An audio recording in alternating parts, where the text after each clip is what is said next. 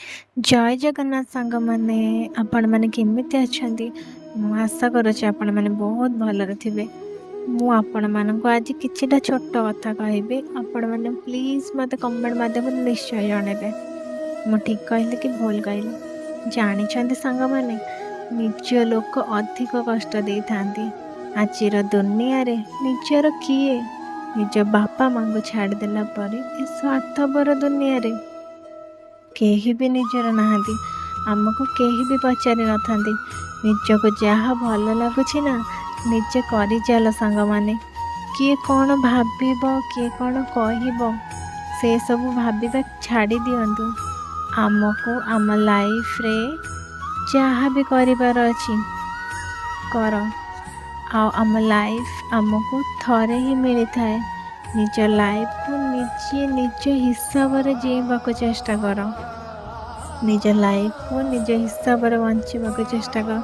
କିଏ ଜାଣିଛି ଏ ଲାଇଫ୍ କେତେ ଦିନ ରହିବ? ଯେତେ ଦିନ ବି ବଞ୍ଚିଛନ୍ତି ନା ସାଙ୍ଗମାନେ, ସବୁବେଳେ ହସି ହସିକି ବଞ୍ଚିବାକୁ ଚେଷ୍ଟା କରନ୍ତୁ।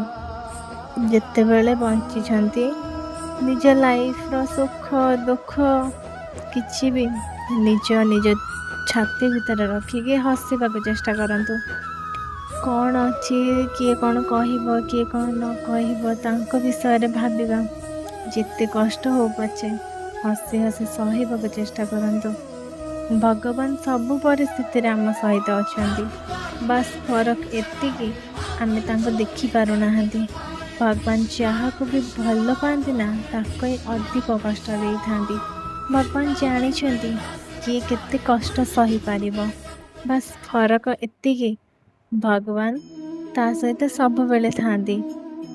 ଭଗବାନ ପରୀକ୍ଷା ନିଅନ୍ତି କି ଇଏ କେତେ ପରୀକ୍ଷାରେ ସଫଳ ହେଇପାରୁଛି କି ନାହିଁ।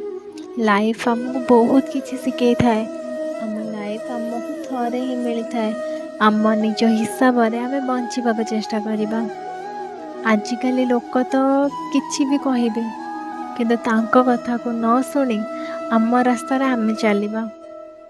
କିଏ କ'ଣ ଭାବିବ, କିଏ କ'ଣ ନ ଭାବିବ, ସେଟା ଭାବିବା କିଛି ବି ଦରକାର ନାହିଁ। ମୁଁ ଜାଣିଛି ମୋ ଲାଇଫ୍ରେ ମୁଁ କ'ଣ, ବାସ୍